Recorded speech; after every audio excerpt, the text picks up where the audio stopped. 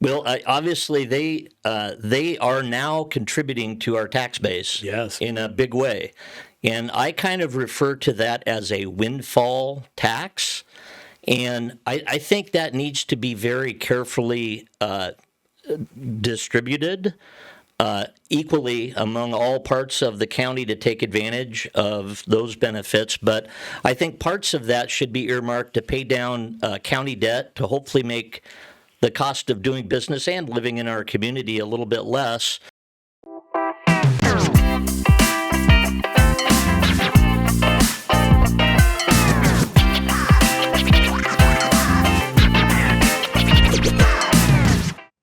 welcome to the CCCNews Podcast.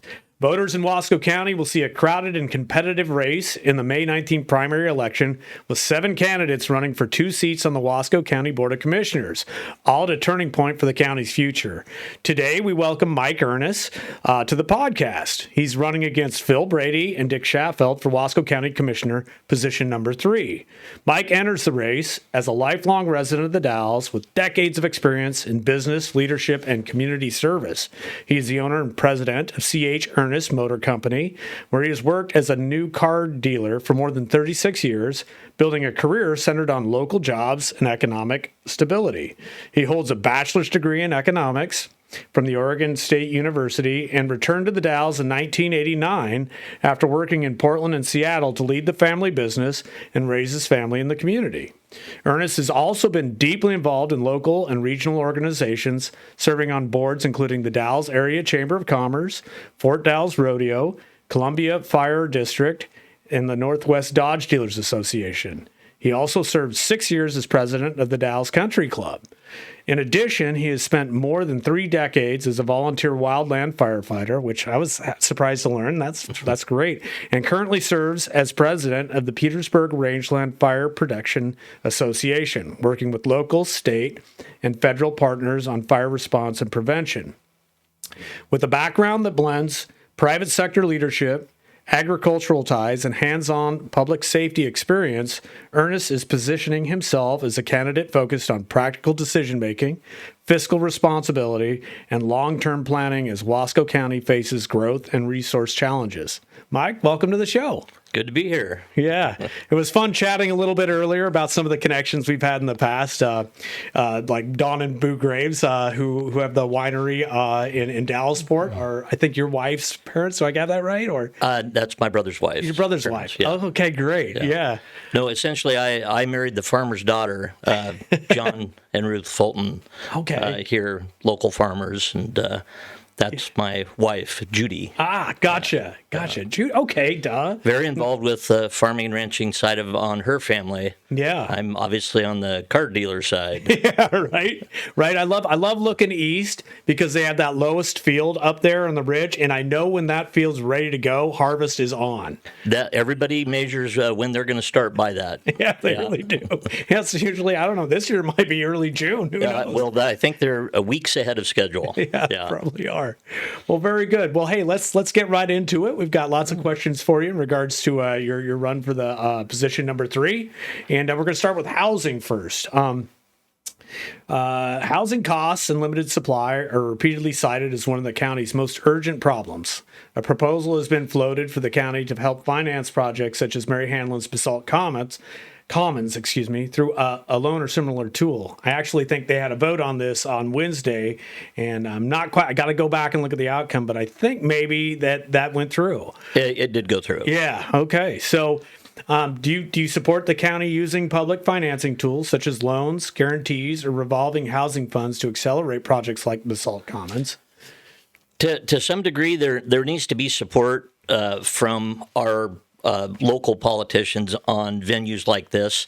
The level of involvement, I think, is very important in that putting county finances at potential risk, depending on their level of involvement, is, I think, a little bit outside of the scope. But that ship already sailed, so we're going to see how that works out. Yeah. Yeah, it's a major project. It's 116 apartments with some retail space on the first floor. I think something like a brew pub or something or a brewery or something of that nature. But it's like a $30 million. It's a major investment, and those dollars, I guess, we're kind of try and get that project to the finish line. But yes, we will see. We will see what the county gets on a return on that. It was kind of a lease agreement. I can't remember what the exact dollar amount was. Somewhere in the area, maybe $3 million. And leasing back $3 million to buy the land and then lease it back to the development, and then hopefully get their money back and a return on that. Yeah, I think the one thing that we have yet to see is whether or not they can secure the financing, and then we've got to deal with what options we've got from that point on. Yeah, and that's a little bit of a concern. I mean, the one of the elements of the 5-year forecast for housing that relate directly to the Basalt Commons, because this information comes from their analysis, is they're showing in 5 years that we're looking at a reduction in our population and our estimated households.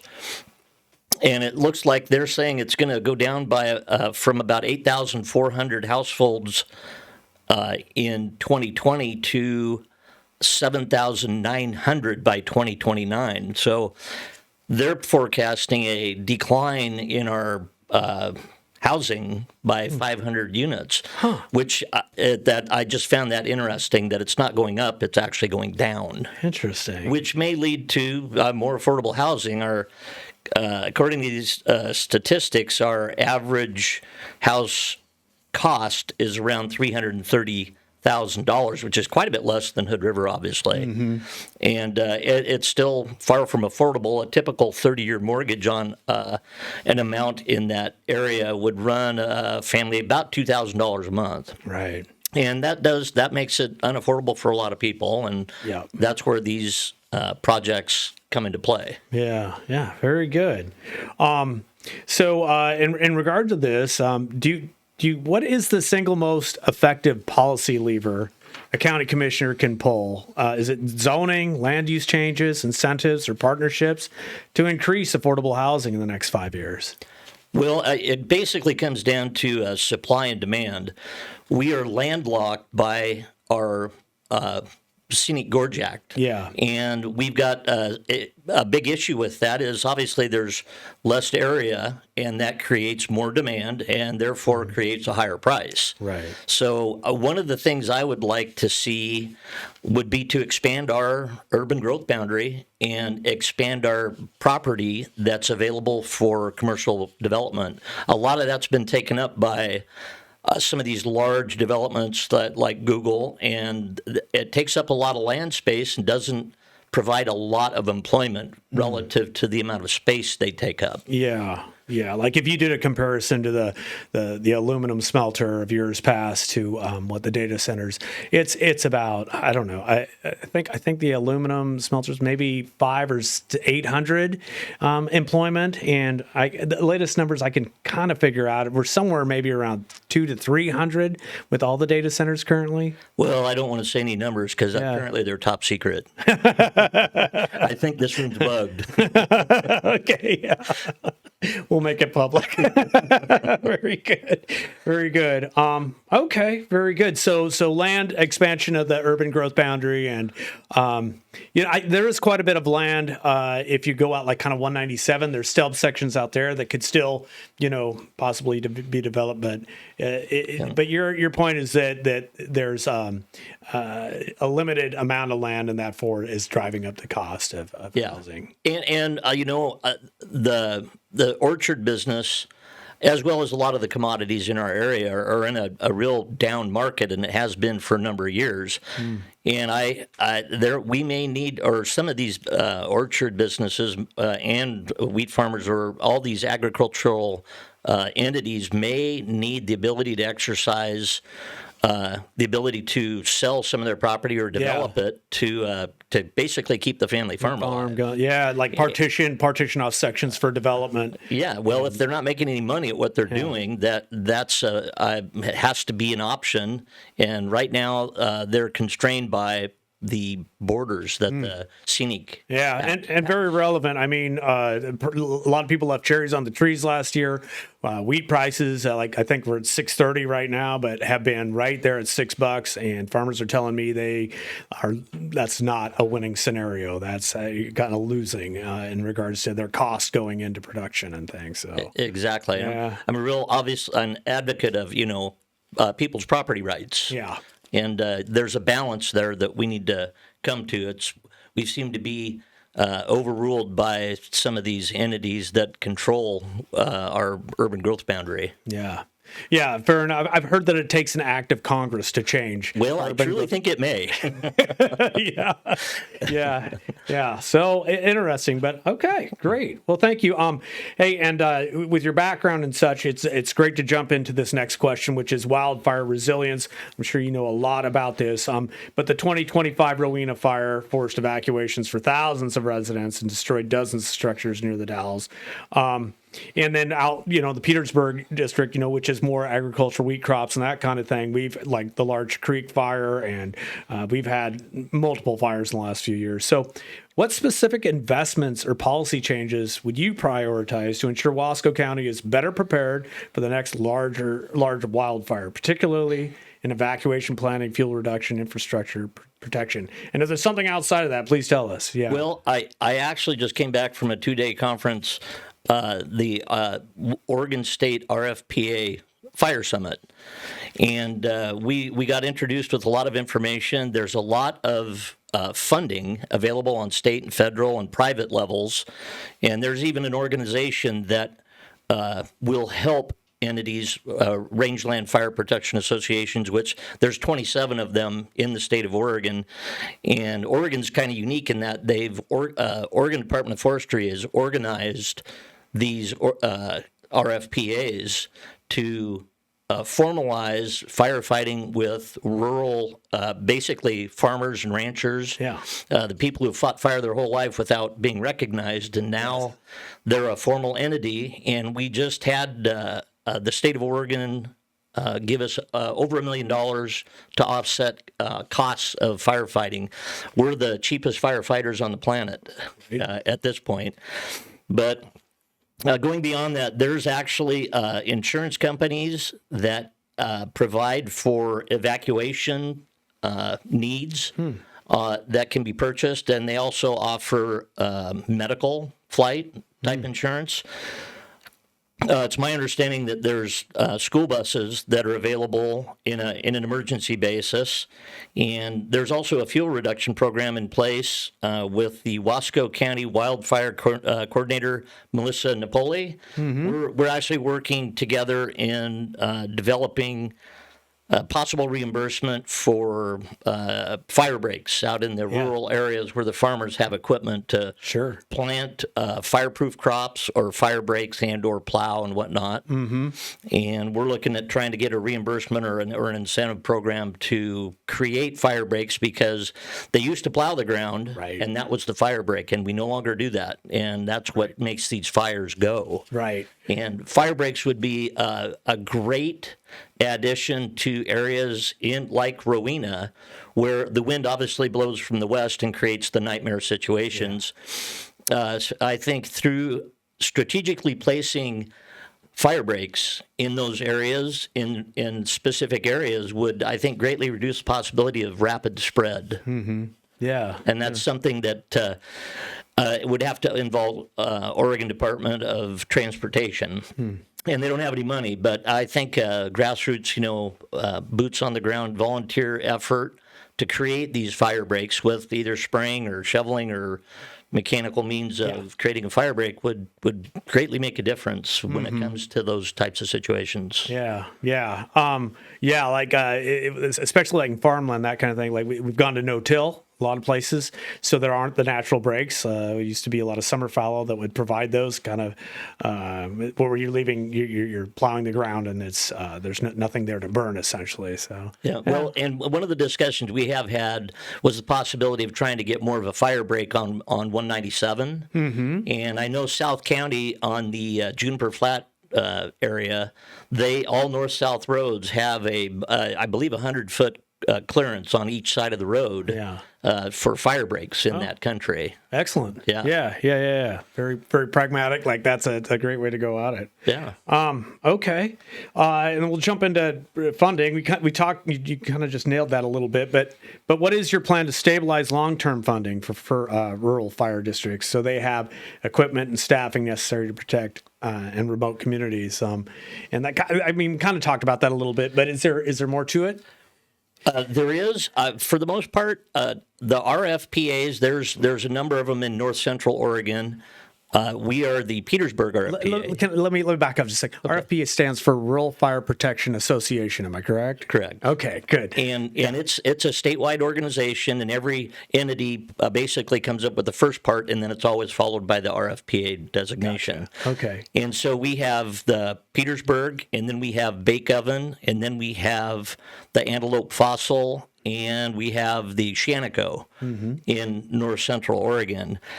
And there's a number of funds, like the state of Oregon designated an automatic $8,000 payment to each one of these entities without even requesting it. It automatically is put in our account to offset our fuel costs, replacement tires, to buy equipment.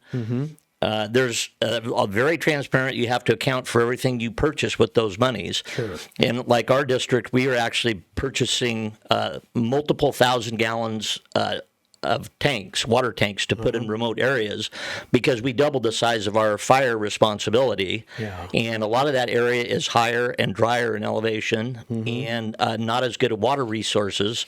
So we're looking ahead and cooperating with the local farm chemical operation in Dufur to keep those full and also provide additional tanks, which will give us water resources in fire emergencies. And so not only do we get funding automatically from the state of Oregon now, we also have a number of private donation companies.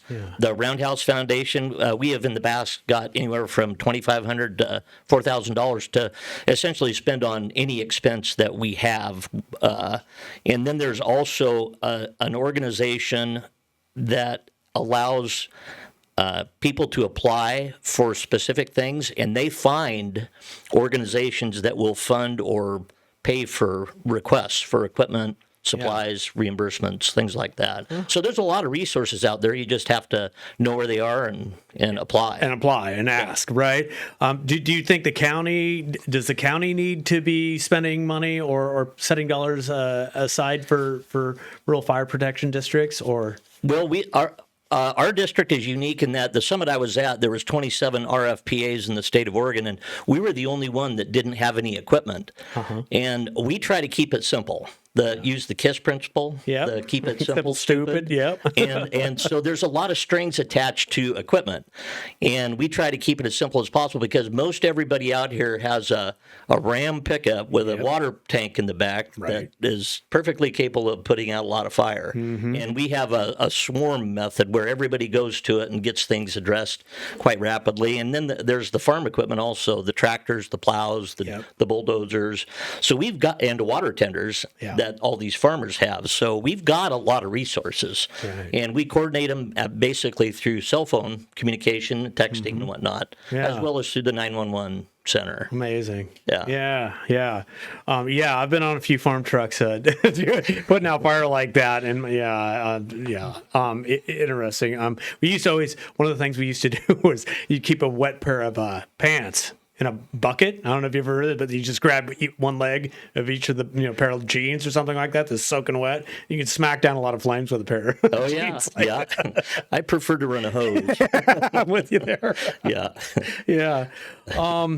Well, so and that kind of leads into small water districts like Pine Grove or Thule. They're facing aging infrastructure and regulatory complexity, and it's kind of like the rural fire protection districts. What specific role should the county play in helping small water districts secure funding, technical expertise, and long-term sustainability for drinking water systems? Well, again, there are a lot of resources out there that doesn't necessarily require taxpayer dollars. Specifically, my understanding is the Bright Night Solar Project gave $75,000 to the Pine Grove Water District to not only secure water, but obviously to hopefully improve their facilities. Yeah. One of their biggest challenges is probably the fact that they need like a professional consulting on the best use of that money. Yeah. And one of the resources that we have in Wasco County is the Wasco County Economic Development Commission. And they're a group of people that seek solutions to problems like this and bring professionals in, kind of on the taxpayer dollar, to solve issues like this and get the best result for the least amount of money to solve problems like this. And county commissioners work closely with that Economic Development Commission to arrive at solutions with real answers. All right. Yeah. Excellent. Okay. Great.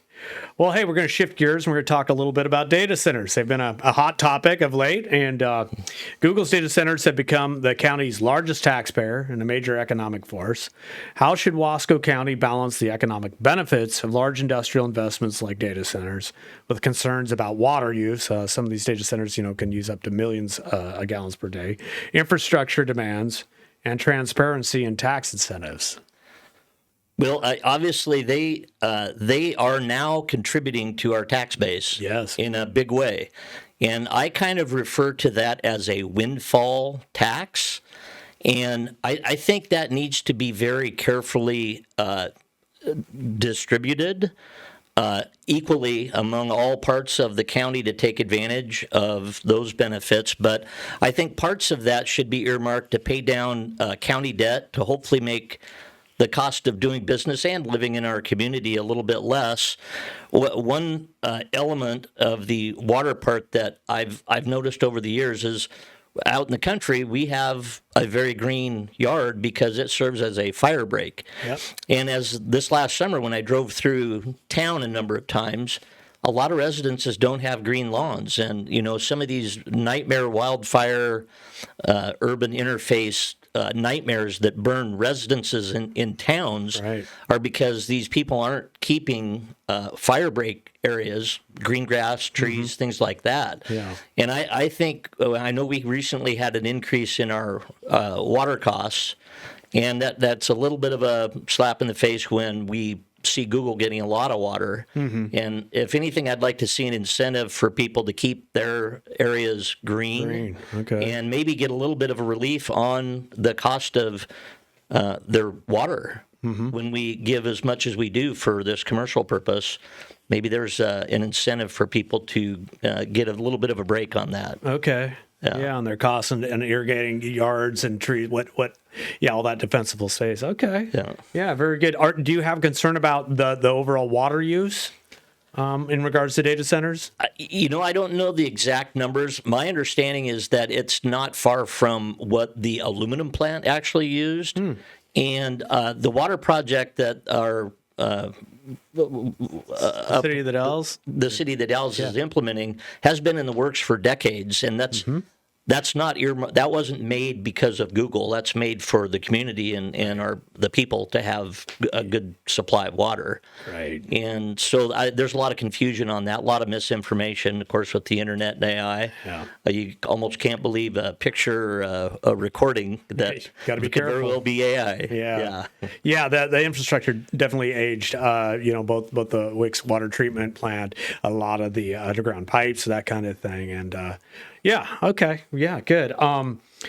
So you kind of hit on it in regards to economic development, that kind of thing. But like with their taxes, like the latest data center brought on $9.8 million in 2025, and that was both property taxes as well as payments through GAP and community service fees and that kind of thing. So Wasco County faces the challenge of diversifying beyond a few large employers. What specific industries or economic sectors should the county actively recruit or invest in over the next decade to strengthen the long-term economic resilience? That idea of diversifying your economy so that you don't have a boom and bust. Maybe you lose somebody here, but you gain somebody here.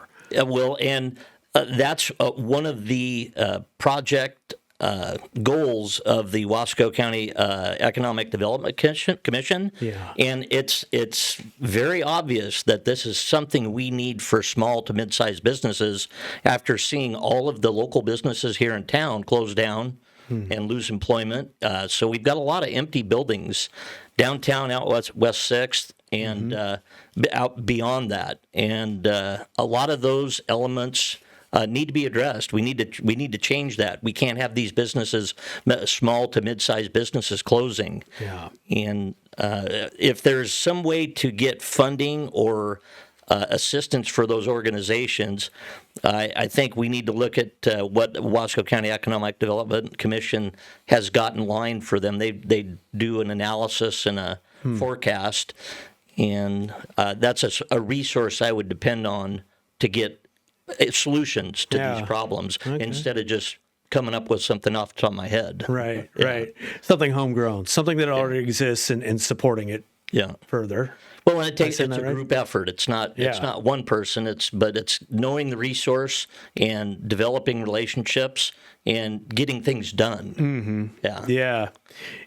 Very good. So to be more direct, like those Google Gap funds, the city and the county split $5.75 million in 2025 on that, and in the county, which can be used anything. Do you have any specific ideas on how that money should be spent? Should it be saved for a rainy day, or well? Okay, now, number one, there needs to be a priority. Yeah. And one of the priorities should be to pay down debt. Like anybody in business, you got debt, you get extra money, you got to pay down your debt. Lower your overhead, make it more affordable to be in business. And hopefully we can find out ways to make it more affordable for everybody in the Dalles with these windfall taxes we get. But when it comes to spending those dollars, we need to prioritize how do we spend that money the wisest? And things like public safety, fire resilience, things like that, roads, public safety, roads, infrastructure. Okay. To build a base for business to come into our community are very important. Sometimes it seems we put the cart in front of the horse, where it's like building a bridge where there's no roads. Yeah. We need to build the roads first. Yeah, okay. And I think sometimes we get a little ahead of ourselves with the feel good, let's spend money on this project. And I don't know exactly how much research goes into it.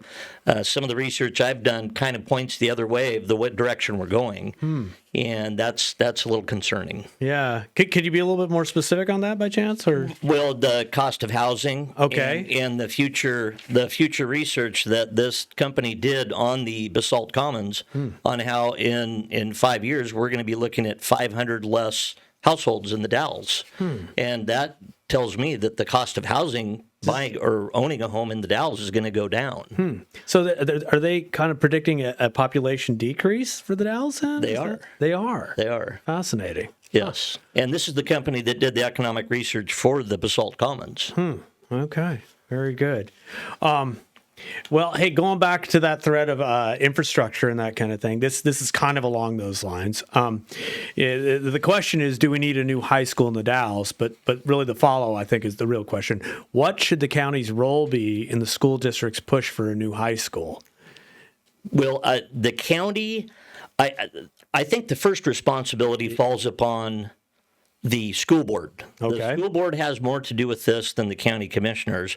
I think everybody realizes that we are in dire need of a new high school. I mean, I think the Civil War was going on when we built our current high school, and we need to fix the low education graduation rates that we've got here first. That's a primary problem that I think is keeping a lot of people from voting for a new high school. And I think we need to take a small bite at this problem, and we need to liquidate some of the excess property we've got that's not being developed or used, and use those funds to build something. And one of the curses of public entities building anything is something called the Bacon-Davis regulations that require prevailing wage, Yes. which can double the price of a public entity building a project. Yeah. And one of the best examples that I'm aware of was Sherman County wanted to build a new track and athletic facility out there in Sherman County, and they got a bid of over $10 million. And they got their community together, and through everyone working together and contributing, they got it done for less than $2 million. Right. So that's a huge difference. And A lot of in-kind work, and people have a lot of heavy equipment in Sherman County too. So leveling and fields. we do here too. Yeah. Right. And we also need to really explore like a county grant writer.